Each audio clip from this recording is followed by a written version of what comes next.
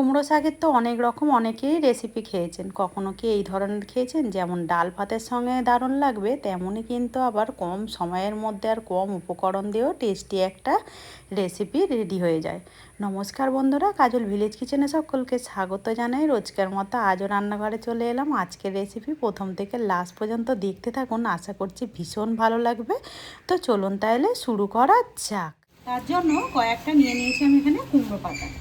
অপর দিকে দেখো গ্যাস অন করে একটা কড়া গরম হতে বসিয়ে দিয়েছি। কড়ার মধ্যে দিয়ে দেবো বেশ কিছুটা সর্ষের তেল, আর এই রান্নাটা কিন্তু সর্ষের তেলেই করতে হবে। দিয়ে দিলাম সর্ষের তেল। সর্ষের তেলটা কিন্তু এখানে বেশ গরম হয়ে গেছে। দিয়ে দেবো কয়েকটা রসুন ফোড়ন।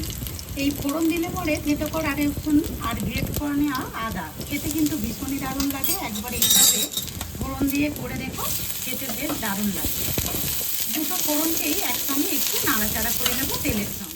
দেখতে পাচ্ছ এখানে ফোড়নটা কিন্তু বেশ সুন্দরভাবে ভাজা হয়ে গেছে আর একটা সুন্দর মিষ্টি গন্ধ ছেড়েছে।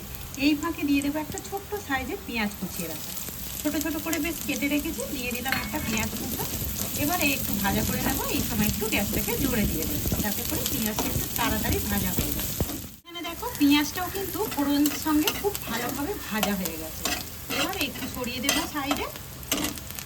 100 গ্রামের মতো চিংড়ি মাছ নিয়েছি। খুব ভালো করে এটা পরিষ্কার করে ধুয়ে বেটে রেখেছি। একটু নাড়াচাড়া করে নেবো। এর মধ্যে দেখো আমি কোনো রকম কিন্তু লবণ হলুদ কিছুই দিইনি, খালি জাস্ট সেইভাবে একটু নাড়াচাড়া করে নিতে হবে। আমি চিংড়ি মাছটাকে দিয়েও খুব ভালোভাবে নাড়াচাড়া করে নিলাম। এই ফাঁকে একটা কাঁচা লঙ্কাকে আমি বেশ ছোটো ছোটো করে কেটে রেখেছি, দিয়ে দেবো। এতে করে কিন্তু সুন্দর একটা গন্ধ ছাড়বে, খেতে বেশ দারুণ লাগে। রঙটাও কিন্তু একেবারেই যাবে না। আর এই দেখো নাড়াচাড়া করে নেওয়ার পরে সমস্ত উপকরণগুলো বেশ কিন্তু ভাজা হয়ে গেছে। এখনও কিন্তু এর মধ্যে কোনো মশলা দিইনি। এবারে এখানে দিয়ে দেবো আমি একটা সিদ্ধ করে নেওয়া আলু। আগে থেকেই সিদ্ধ করে রেখেছি, হাত দিয়ে যা সেইভাবে একটু ভেঙে দেবো। আলুটাকে দিয়েও খুব ভালো করে একটু মিশিয়ে নেবো। এই ফাঁকে এবারে একে একে সমস্ত উপকরণগুলো এর মধ্যে দিয়ে দেবো। অপর দিকে দেখতেই পাচ্ছ মিঠু কিন্তু বেশ চিৎকার করে উঠছে। এবারে এখানে দিয়ে দেবো স্বাদ মতো লবণ বা মাপ মতো লবণ। দিয়ে দিলাম স্বাদ মতো লবণ বা মাপ মতো লবণ।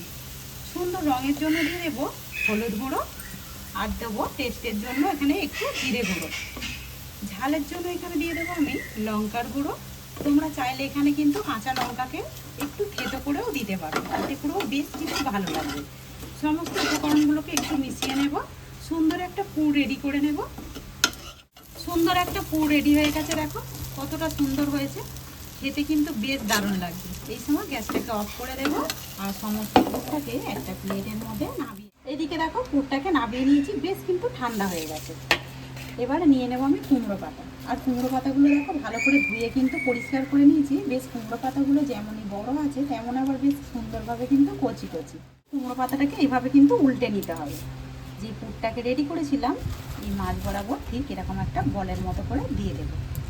দিয়ে সুন্দর করে এইভাবে কিন্তু মুড়ে নিতে হবে। তো আজকের রেসিপি আপনারা কে কোথা থেকে দেখছেন অতি অবশ্যই কিন্তু কমেন্ট করে জানাবেন। যদি ভালো লেগে থাকে একটা লাইক করে দিয়ে এইভাবে আমার পাশে থাকবে। সুন্দর করে কিন্তু একটা বলের মতো করে গড়ে নিয়েছি, এটাকে আমি এখানে রেখে দেবো। আর যেগুলো রেখেছি আমি আরও সমস্তগুলোকে একইভাবে গড়ে সুন্দর করে সমস্তগুলোই গড়ে নিয়েছি। আর এই দেখো দেখতে কতটা সুন্দর লাগছে। এগুলো যেমন দেখতে সুন্দর হয়, এগুলো ডাল ভাতের সময় খেতে কিন্তু বেশ লাগে। আর এই বর্ষার সময় যদি কুমড়ো চিংড়ির বড়া করা যায় তাহলে কিন্তু বেশ লাগে। ওর দিকে দেখো সাদা তেল গরম হতে কিন্তু আগে থেকে বসিয়ে দিয়েছি। এবারে কি করব, যে দিকটা আমরা মুড়েছি সেই দিকটা এইভাবে আমরা দিয়ে দেবো।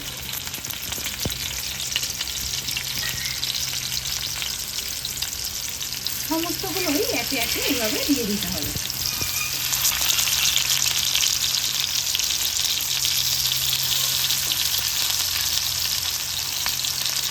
তাতে করে কী হবে, এগুলো কিন্তু ফুলে যাবে না, একদম সুন্দরভাবে কিন্তু মুড়ে যাবে। এবারে হালকা করে ওপর থেকে একটু লবণ ছড়িয়ে দেবো। যেহেতু আমাদের ভেতরে পুরটা রেডি করাই আছে, ওপরের পাতাগুলো সিদ্ধ করার জন্য একটুখানি ঢাকা দিয়ে দেবো।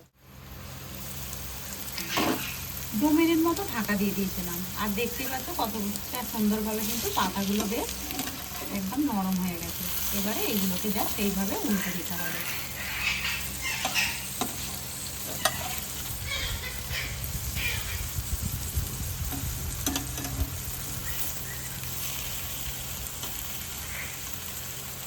এইভাবে তোমরা কিন্তু বাড়িতে করে খেতে পারো। এটা ডাল ভাতের সঙ্গে আগেই বলেছি বেশ কিন্তু সুন্দর লাগবে। আর চাইলে তোমরা কিন্তু এগুলোকে বেসনের মধ্যে কোট করে তারপরেও কিন্তু এগুলোকে ভাজতে পারো। আবারও আমি এটাকে 2 মিনিটের মতো এইভাবেই ঢাকা দিয়ে, একবার করে ঢাকাটাকে খুলে আমি উল্টে পাল্টে ভেজে নিয়েছি। আর দেখতে পাচ্ছ ভাজার পরে বেশ কিন্তু সুন্দর হয়েছে। এবারে আমি এগুলোকে একে একে প্লেটের মধ্যে নামিয়ে নেব। আর এই গরম গরম এরকম চিংড়ি কুমড়োর পকোড়া খেতে কীরকম লাগে বা চপ আমাকে কিন্তু অতি অবশ্যই কমেন্ট করে জানাবে। সমস্তগুলোকেই প্লেটের মধ্যে নামিয়ে নিয়েছি। আর এই দেখো কতটা সুন্দর হয়েছে, দেখতে যেরকম সুন্দর হয় এগুলো খেতে কিন্তু বেশ দারুণ লাগে। যেমনই নরম হয়েছে একদম খেতে অসাধারণ লাগে। আজকের রেসিপি আপনাদের কীরকম লাগছে অতি অবশ্যই কমেন্ট করে জানাবেন। যদি ভালো লেগে থাকে একটা লাইক করে দিয়ে এইভাবে আমার পাশে থাকবেন, আমাকে সাপোর্ট করবেন। আমার এরকম নিত্য নতুন রান্নার জন্য পাশে থাকা বেল আইকনটি প্রেস করবেন। সবাই ভালো থাকবেন, সুস্থ থাকবেন। ধন্যবাদ। আবারও কোনো নতুন রেসিপি নিয়ে ফিরে আসবো। আজকের মতো এই পর্যন্ত।